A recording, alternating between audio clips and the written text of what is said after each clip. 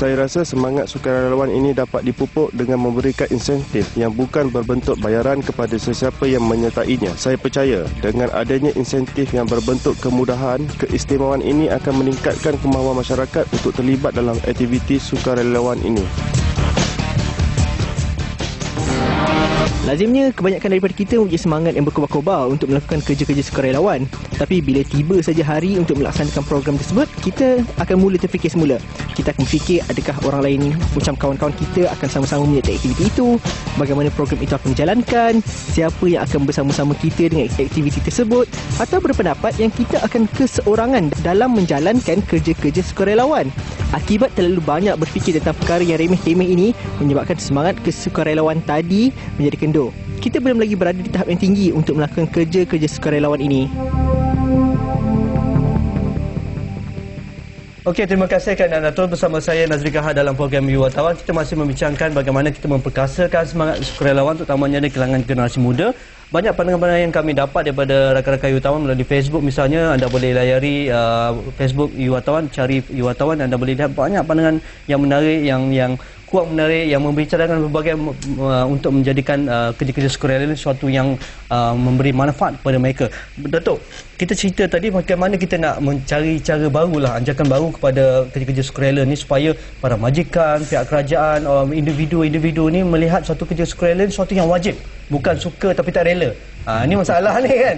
Terminologi tu suka tapi tak rela. Bila hangat-hangat tak ayam lah, bila ala malapetaka semua nak bagi, ada masalah semua nak bagi sumbangan sebagainya. Tapi bila waktu aman ni, kita di luar negara macam-macam masalah kan, bukan setakat di Gaza ataupun di Palestin, tapi di seluruh dunia memerlukan sukarelawan yang kita harapkan ini. Jadi bagaimana Datuk insentif baru ni? Mungkin Datuk boleh fikirkan ataupun apa yang Datuk telah lakukan sekarang? Saya ingat yang paling mudah sekali, katakan majikan majikan ni dia kalau boleh dia nak tengok orang bekerja 24 jam ada depan mata kan, depan mata dia ramai kan, dia kalau boleh nak kerja je, sampaikan waktu untuk berehat pun kadang-kadang tak cukup.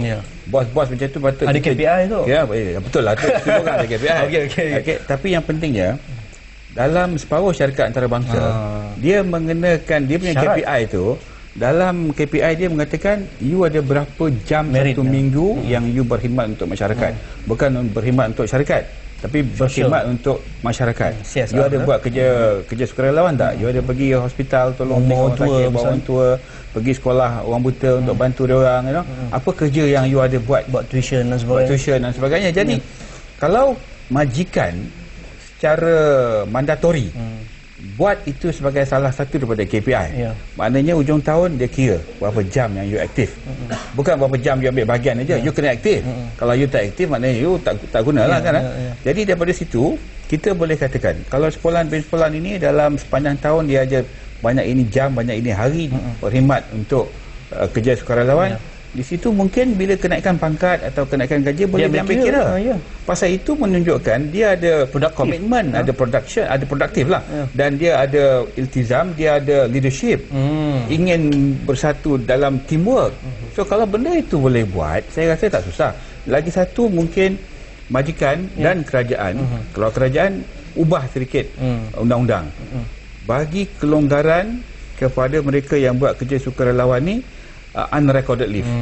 Tapi bukan semua kerja yang perlu dapat unrecorded leave. Pilihlah.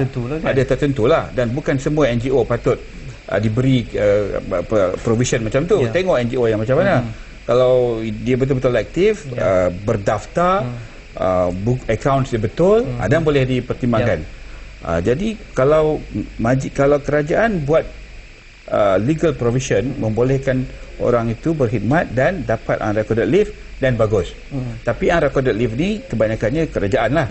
Tapi dia bagi juga kelonggaran kepada majikan di swasta untuk buat benda yang sama. Dan bagi majikan pula, apa untung dia kalau dia bagi sekolah ni unrecorded leave? Ujung tahun cukai, tax exemption dia boleh dapat. Dan sekarang ni kita dah ada Prime Minister Award for CSR. Itu boleh dia ambil kira. Maknanya dia membuat sesuatu lebih daripada yang biasa untuk meningkatkan semangat sukarelawan. NGO sendiri patut buat kad bincang dengan airline, bincang dengan hotel, bincang dengan kedai buku. Katakan kalau dia bawa kad ini menunjukkan warna biru ni dia dah aktif. Tolong bagilah dia 15% diskaun kalau dia nak beli buku atau uniform buku sekolah dan sebagainya. Kad merah dia hanya 10% lah pasal dia tak begitu aktif. Okey, bagi dia pelonggaran-pelonggaran macam ni. Jadi sampai satu ketika nanti orang melihat berbakti kepada masyarakat melalui NGO adalah satu perkara yang dia nak buat. Jadi kita kena sampai tahap macam tu lah. Kita nak menjadi sebuah negara maju lah. Kalau kita pengalaman Datuk dah berkunjung ke negara maju misalnya di Australia, di United Kingdom, di Singapura misalnya.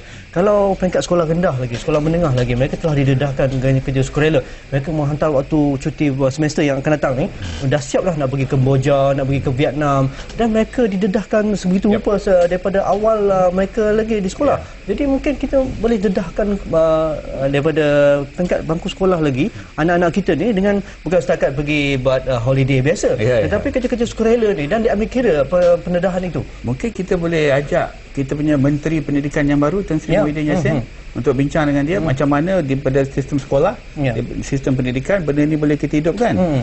Cikgu bukan semua cikgu yang mahu ataupun boleh buat kerja macam ni. Tanggungjawab dan beban cikgu bila hujung tahun murid-murid dia tak dapat grade yang baik, yang bagus, ibu bapa akan lanyak dia. Melihat result oriented kan. Result oriented, semua exam. Jadi tapi kalau kita nak membina insan, kita nak bina insan yang all-rounder, kita tak boleh ketepikan kerja-kerja macam tu. Dan kalau kita nak mencari pemimpin 15 tahun, 20 tahun, 30 tahun yang akan datang daripada sini lah. Ciri-ciri ini mesti ada pada individu tu. Jadi mungkin dari sudut media baru misalnya, boleh dimaksimumkan penggunaannya misalnya. Media baru, you tengok dalam Facebook, dalam Facebook semua tu, benda macam ni. Orang muda dia kalau duduk dalam bilik dia aktif, dia buat ini aja. Dia tengok ini. Jadi itu satu media satu kekuatan. Maknanya kita kalau nak channelkan information, kita channel melalui ini. Dan kita boleh dapat feedback yang direct, bukan daripada third party. Dia boleh masuk blog kita, masuk Facebook kita, bagi komen, Twitter and all that. Semua ada. So kita patut buat. Tidak ada excuse bagi NGO tak menggunakan teknologi ini. Dan tidak ada excuse juga bagi individu orang biasa tak tahu apa-apa yang berlaku di kalangan NGO kita. Okey, terima kasih Datuk Ahmad Italib, pemegang amanah Yayasan Salam Malaysia. Banyak lagi ni orang-orang lama, otai lah misalnya. Banyak lagi pengalaman yang kita boleh korek bersama. Anda boleh layari Yayasan Salam di website mereka, dan di situ berbagai aktiviti bagaimana untuk menjadi ahli secara penuh ataupun secara sukarela separuh masa dan sebagainya, dan berbagai lagi pertubuhan NGO lain yang menawarkan khidmat mereka untuk anda memasuki kerja-kerja sukarela dan sebagainya. Terima kasih kepada Datuk Ahmad Italib sekali lagi, dan jika ada sebarang komen anda boleh hantarkan kepada email kami di youwartawan@gmail.com dan juga youwartawan@astro.com.my. Sekian, Assalamualaikum, terima kasih, jumpa lagi.